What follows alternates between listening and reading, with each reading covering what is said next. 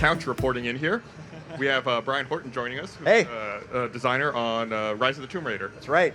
And so super stoked for this game. Been looking forward to it, since the announcement, and I can't believe we're finally getting there. The last game was just such an amazing experience to me. Like the combat and everything was so visceral.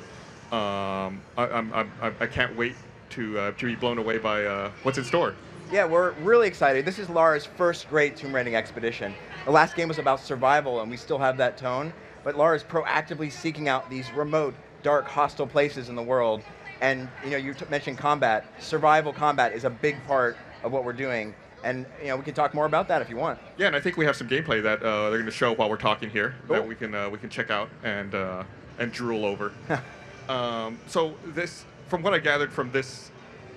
So how big of a scope is this story? Is it, a world traveling game, or is it, a more confined space? We're taking some of the ideas from Tomb Raider where you have a large space to explore, but we have hinted at, it's not just one location, we have multiple locations. We're not going into details, but just know that getting the player that feeling of, I'm going from place to place and experiencing something new, different cultures, layers of history, that's all what we're going to give the fans for Tomb Raider, and specifically Rise of the Tomb Raider is a bigger, more robust game than the last. I noticed that, so one of the big things about the most recent Tomb Raider, is that Lara just kind of got the shit kicked out of her by nature, mostly. And we see some of that in the gameplay that you guys showed, but there's also a twist. Like, suddenly she starts stalking these guys and taking them out. So are we starting to see Lara become more of a predator, more proactive, more aggressive, more dangerous? That's a great observation. At the presser at Microsoft demo, we showed Lara taking on and having to escape this avalanche. But when she gets down and gets washed out into the valley, she will find she's met with these hostile forces. But we've given Lara a new ability. She can now climb trees. She can swim underwater, and she uses that to evade and take out enemies. So that, coupled with a lot more tools that we give the player to craft on the fly, she's going to be able to craft things like poison arrows that can take out multiple people with one shot. So we're adding a lot more tools for the player to play the way they want. One of the things I noticed about the most recent Tomb Raider is that it had a really strong narrative. It was a very cinematic game, but at no point did it say, but we're not a game. Like, it was very much play this, experience the story when you're ready for it, and then go back to playing the game. Do you feel like Rise of the Tomb Raider is going to be similar to that? We're definitely doubling down on the large exploration spaces. Our hubs, our exploration spaces can be 2 to 3 times larger than what we saw on the last Tomb Raider game. And doing so, we're going to be adding a lot more things to collect, challenges. We even have allies that we'll be able to get missions from. And then, of course, tombs. We're going to have more challenge tombs. They're going to be bigger. And the rewards you get from them are really going to help you progress the character. Player progression and player choice is key to Rise of the Tomb Raider. I also saw in the post gameplay sizzle reel, you see Lara wearing her tank top with her cargo pants. Yeah. Are we going to see her basically become the Lara Croft we saw in the original Tomb Raider? Is she making that transition in this game? I think this is a journey. Our goal for Rise of the Tomb Raider is to make Lara the most human and believable character in video games. And to do that, we needed to build her up. She needs to go on this journey. And we would say this is a continuing part of that chapter to become who she really is meant to be, and that's the Tomb Raider. And we're watching some of the gameplay footage right now. This was I had that sweaty palm moment I get when you're playing games watching this sequence. The climbing and the use of the axe was really fun. It was a really great now we mechanic have 2 in the axes. first game. And I noticed that double the axes. Double the axes, definitely. Yeah, double the adventure. Exactly. I was a big fan of the bow and arrow in the first game, but are we going to see the dual pistols maybe return? That was such a big part. Dinosaurs? That would be a great thing for me to talk about, but I will not talk about that right now. Got it. What I will say is, if you love the bow, you're going to love Rise, because we have not just one bow, but multiple bows that you can upgrade however you want. So you're going to have these resources that you can collect in the world, not just XP, things like deer hides and antlers and wood in the world. You'll be able to collect and use. We have 16 unique resources that we can collect and hunt from to upgrade not just one, but multiple bows. Whether you want to play a stealthy approach or a more aggressive approach, we give that power to the player. And with these extra upgrades, it really is going to make that experience that much more immersive. One question specifically about the gameplay that we're seeing. What happens to her friend? We see the snow come in, and then we see her. She's fine, but where's the guy hanging onto the side of the mountain? Well, we brought Jonah back from the last game. He was a fan favorite. He's a loyal companion to Lara Croft. And if you could tell, he was protected by this large rock. And when that avalanche came, the footage we show after, she gets on the walkie-talkie with Jonah and he's safe. So don't worry. Because I'd be dead. Yeah. Jonah's a tough guy, just like Lara. Yeah, I would not be in this situation. You know, I tried to picture myself like, oh, okay, cool, we can totally climb this. Let me just jump across this giant chasm with my 2 axes and bury myself into the ice. No, I'd be like, I'm gonna go home. You know. Yeah, I'll but that's what cabin. makes Lara special. I think she's uniquely qualified. She's finding her destiny in this game.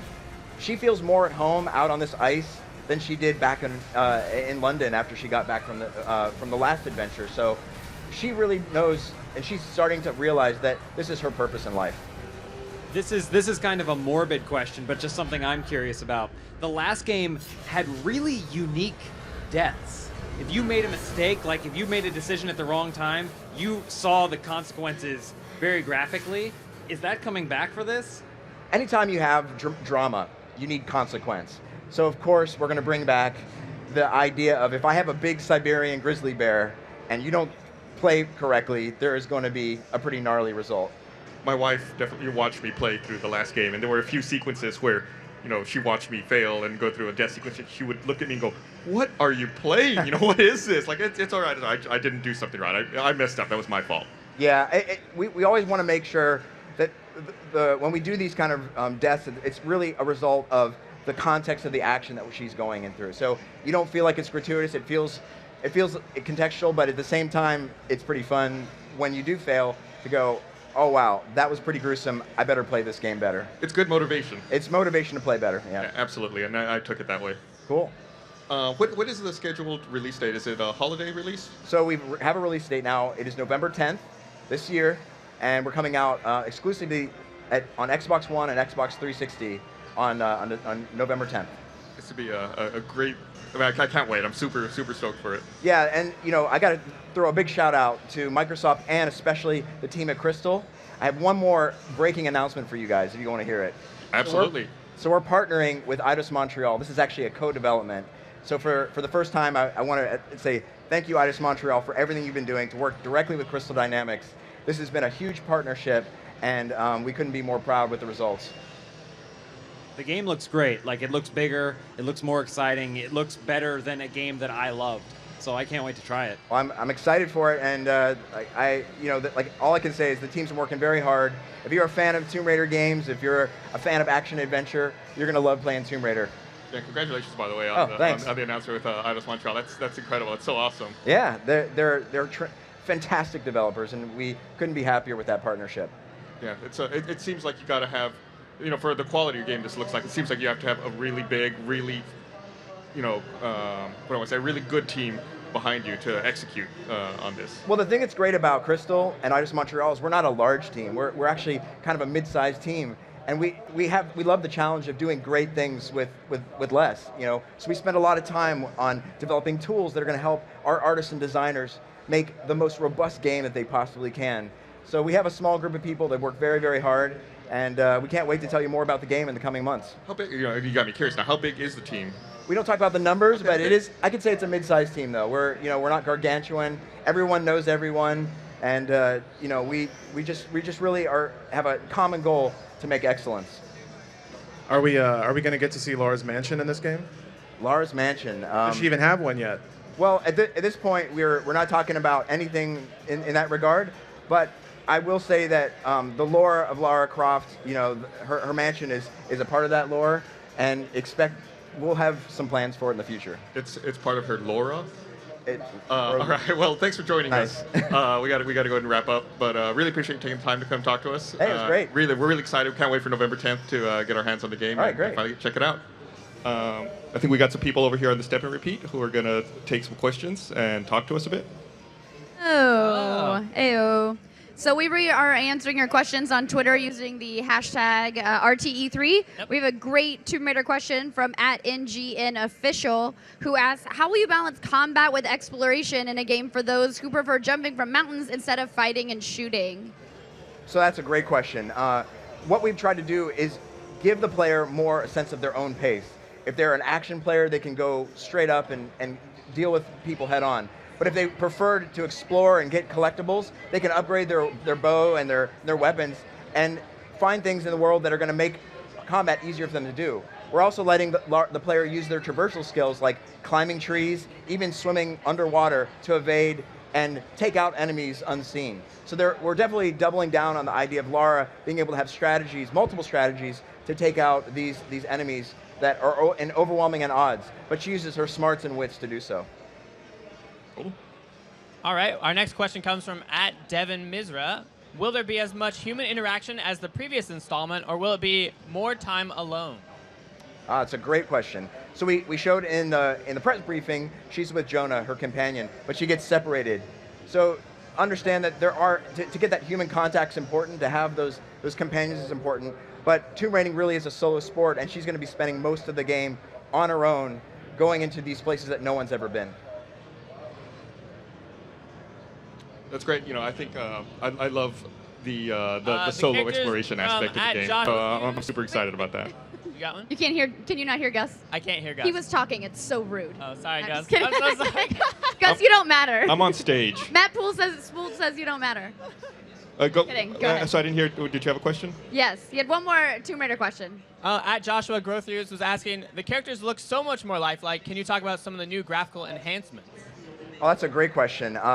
The artist and tech team has spent a lot of time in the last 2 years completely revamping our lighting engine, revamping our materials engine, so skin looks like skin, metal looks like metal, and we've invested in a brand new facial animation system. The capture, Camilla Luddington, our actress, has now 1,000 points of contact that we capture from her performance and put that into a blend shape-based system. So you're seeing a much more believable and lifelike character to bring what we believe is going to be one of the most human avatars to video games. That's awesome. Well, I want to thank you for joining us. We're at our time, and I want to let everyone know that we got Mega 64 coming up a little later.